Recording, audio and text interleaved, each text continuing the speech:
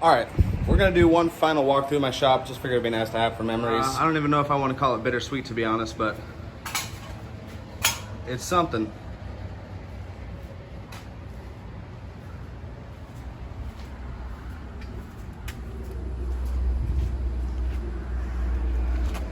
Before I get everything cleared out and moved out of here, we got a ton of boxes halfway finished that I'm gonna have to unfortunately lug along with me. I want to get them done before I left, but you know, time constraints. This is a lot of work to do. So here's my little shop right here.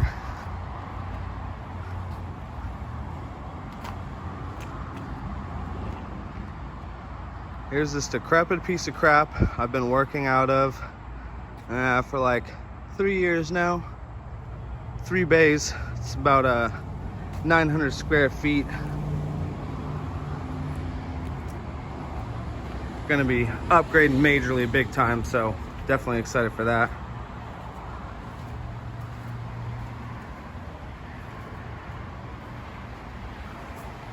Oh, this enclosure turned out really good too. Definitely a nice few pieces for the last final few pieces out of the shop. That one there, this one here, and these two 33-inch subwoofer enclosures.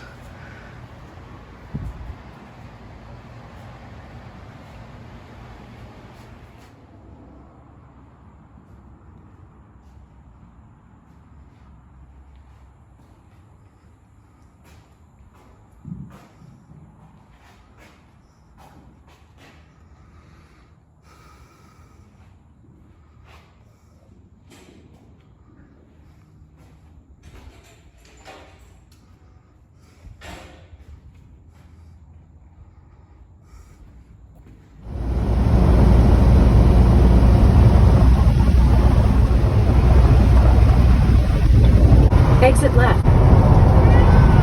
What's up, guys? Today we're going to be going you over the new location in Cookeville, Tennessee, or in a small town right outside of Cookeville, Tennessee. The middle section here is 1,500 square foot. That's going to be our main working area.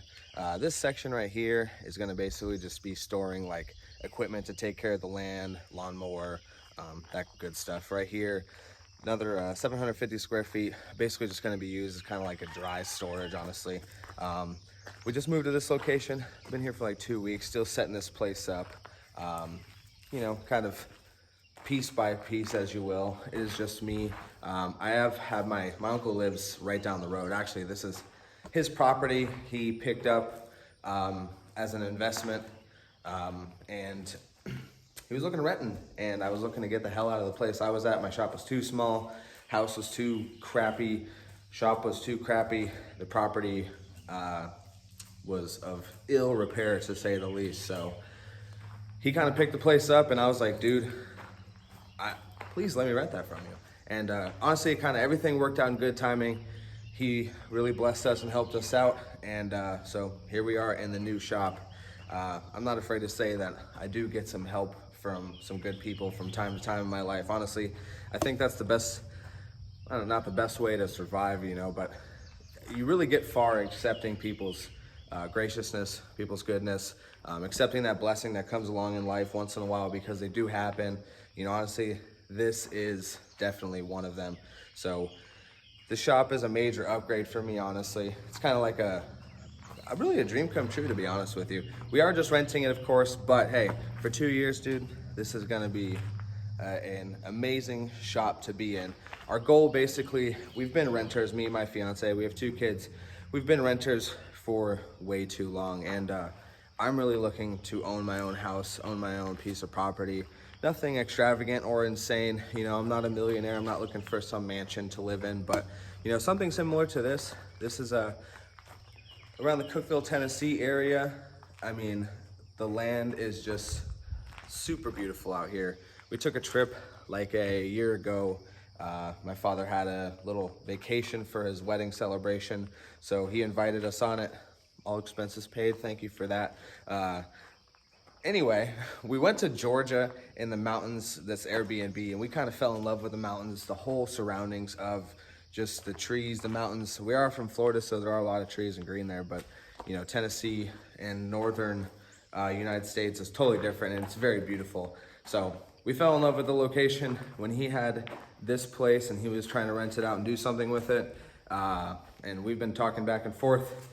I kind of jumped on it, and we both were really excited. So moved all the way down here, and this is the new place. House is down the hill. This property is really nice, actually. Won't go over how big it is. I'm not trying to give out too much information, but I will say the shop right here is 1,500 square feet. We got 16-foot ceilings, which is really exciting. Last shop had like 9-foot ceilings, and I was literally, you know, you go to flip a piece of plywood and you're hitting the roof, hitting the floor. It's definitely a calamity trying to work with anything 8 foot in that size of a building. But here we got 16 foot. I can't touch the ceiling anymore. I'm a short guy, and I was able to touch my rafters in the old shop before. But table saw right here. I had a design on the computer. I think I did share it on Facebook and Instagram of what I had a concept for of this building being.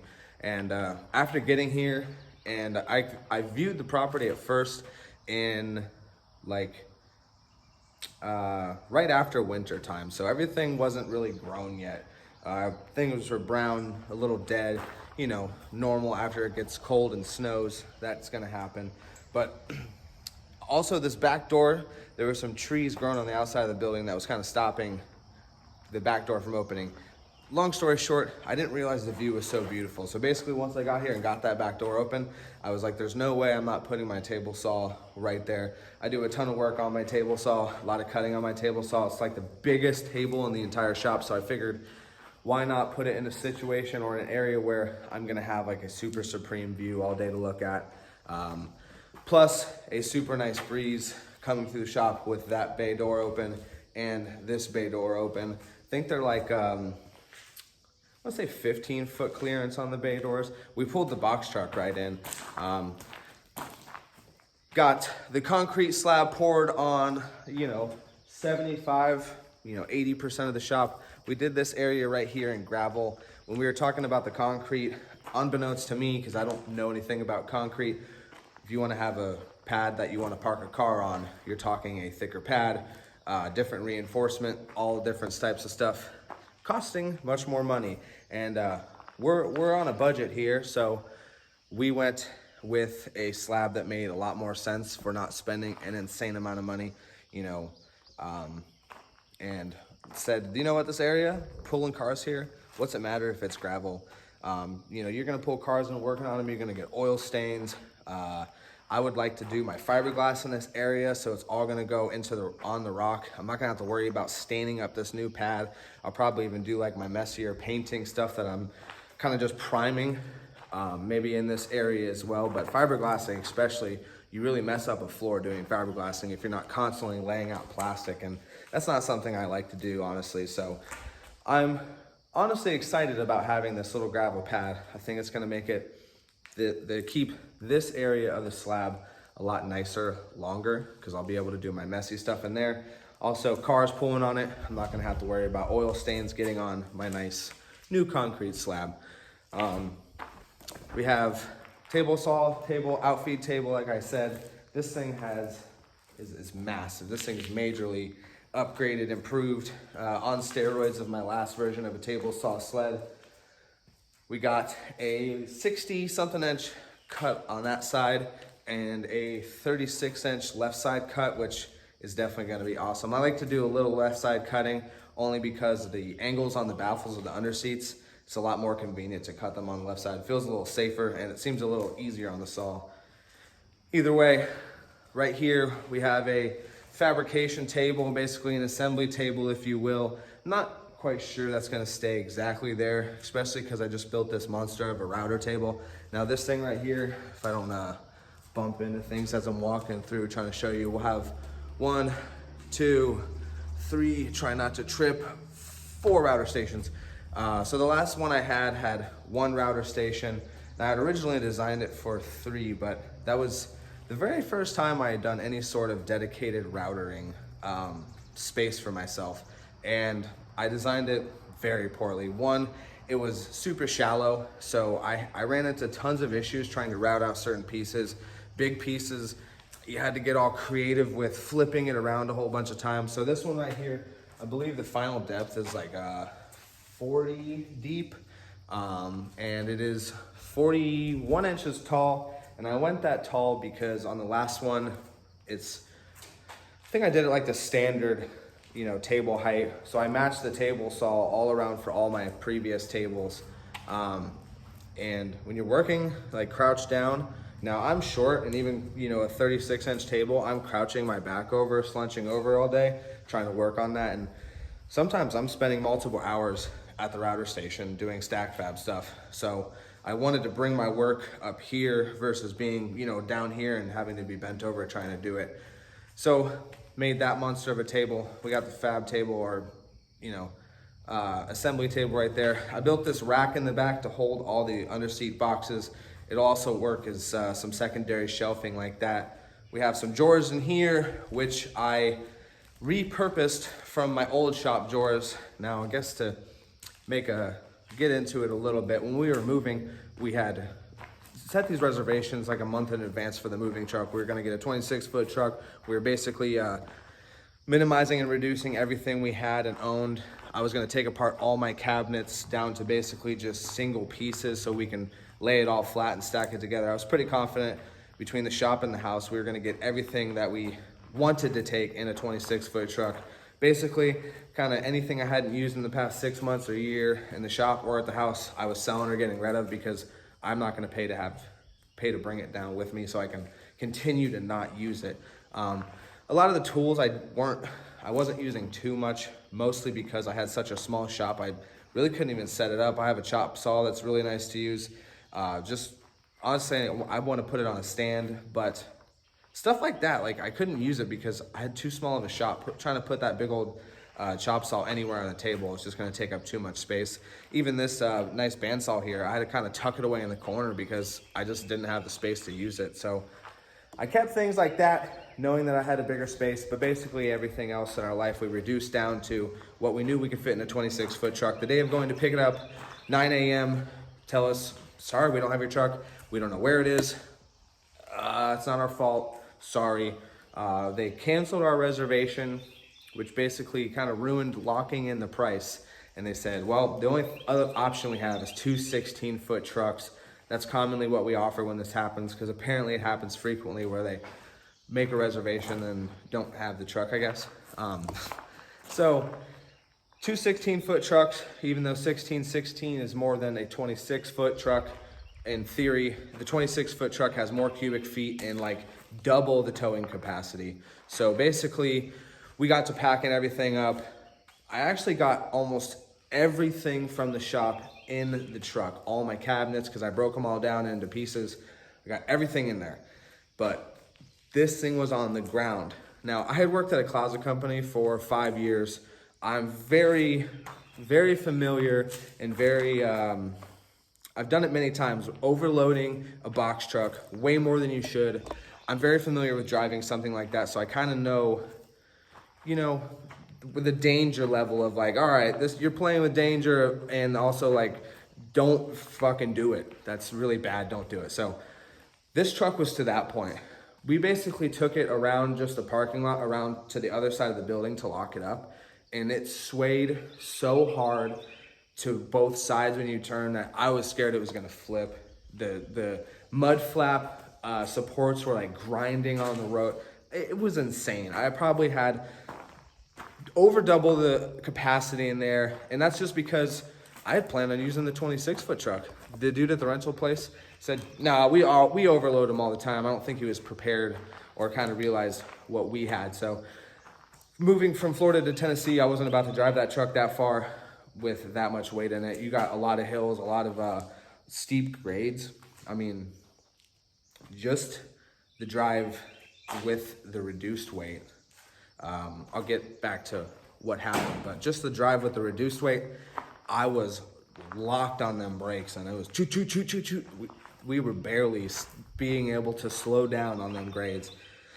So I made the smart decision to take all the weight out, and wasn't gonna throw away tools. I wasn't gonna throw away customers' boxes. So what I had to get rid of was all my cabinets. So what would have been walls of cabinets on probably both sides, had some lowers all the way across, a bunch of drawers, I mean, I was fully ready to go. I had multiple rolling tables. I had to basically throw away. So the small budget I did have, I was able to basically create a table saw table. Thankfully, I did have some 1¼ inch acrylic. So I double stacked that for my outfeed wings on both sides. That kind of saved me a lot of money there. I did have some scrap plywood. That's basically this router table right here is all scrap wood. Our, I guess, pieces. We got MDF, we got birch, we got Home Depot birch, good birch. We got some pine in there, some oak, I'm sure. Like, I have some birch plywood still that I can't dip into. Got it dedicated to projects. So, you know, we kind of had to make things work once we got screwed over by the budget rental company not having the proper truck that we needed, and I had to get rid of all my cabinets. So really set me back, but we're not gonna look too far on those negatives. We got the shop so far so good set up here. Again, I built this rack to store all these things. We got our table saw table. This thing is massive. I think it's 8 foot long, 110 inches total length that way. So it is super big. Yeah, I'm super excited. I'm gonna stop rambling on and on. We're at 14 minutes so far, and I'm still talking. So here's the new shop, guys. Hopefully you are excited for all the cool things that are gonna come out of it, because I am super excited for all the projects we're gonna do. So we're gonna get back onto these videos big time. I don't know if I'm gonna bring back the dailies or not, but we'll kind of see how we go. We're gonna keep a couple videos tucked in the pocket, so maybe we can do dailies. We're gonna see. For all you guys, you know the drill. 1728 down in the comments below. If you've watched this far, make sure you're subscribed, comment, like the video, do all that good stuff, share this thing out there. We're bringing these videos back in the new shop, new location. Hopefully we're gonna be doing some really good tutorial videos for you guys, some projects that are almost solely dedicated to YouTube. To be honest, I'm gonna continue to ramble on anyway. Hopefully if you listen this far, I'm impressed. My future plan, and in my head, what I would like to eventually be doing is almost exclusively YouTube and take on the projects that I do want to take on. And I also want to start doing some like YouTube exclusive projects that I'm just doing strictly for the channel and for the videos, for dedicated tutorials, so I can get really advanced. I'm not like on a crunch timeline to get the build out, get the car out. A lot of times that's what happens. You know, you start a video series on something and, you know, you're like, oh, timeline's coming up. Like, just put down the camera. I got to go and get this thing done. So hopefully we're going to get some more good footage for you guys. I'm excited for everything. Thank you guys for watching this far. Again, 1728 down in the comments below if you watched this far. And I'll see you guys in the next one.